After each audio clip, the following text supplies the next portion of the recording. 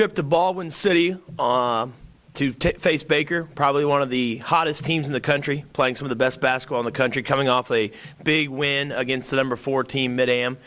Baker's won 8 in a row.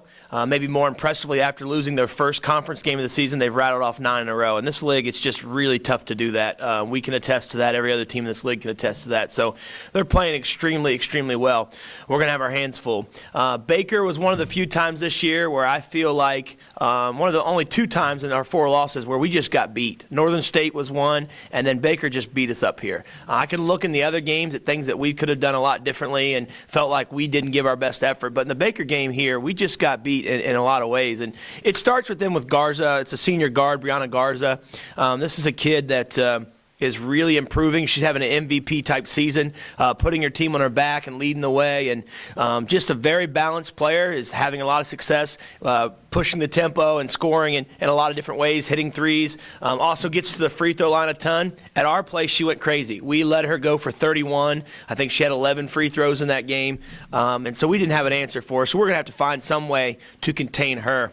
They also are getting recent improvement from a big 6'3" center, Mary Wallish, who's just coming along very nicely, just a sophomore.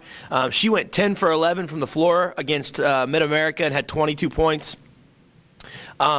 She's getting involved in that pick and pop game, that pick and roll game, and has given them another weapon, because then you add in Shoemaker and Christy M., who are 2 balanced guard for them, kids that can take it off the bounce but also can shoot the three. And this is a very, very balanced, very talented ball club. What scares me is we've talked about how they beat us here. We did a pretty good job on everybody but Garza. And they had a lot of different people come in and step up and were able to really handily beat us without a lot of their big-time players having good games. And so that's scary a little bit, because there's still a lot more that they can do against us. It's important for us to make sure that we can get up and down the floor with them and not allow them to have easy baskets. And it's important for us to not allow role players and kids to come in and outplay our top 4 or 5, which they did.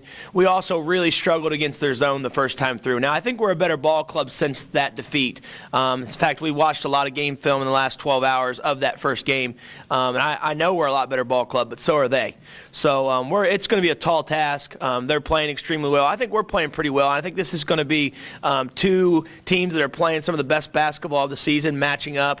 We've got to go over there, the place where we lost in double overtime last year and barely won 2 years ago. So it's going to be a tough situation for us. But if we continue to stay dialed in and we know who we're guarding and what they do, and we have some high hands and we play together and can attack that zone patiently, I think we have a good chance of pulling a nice upset.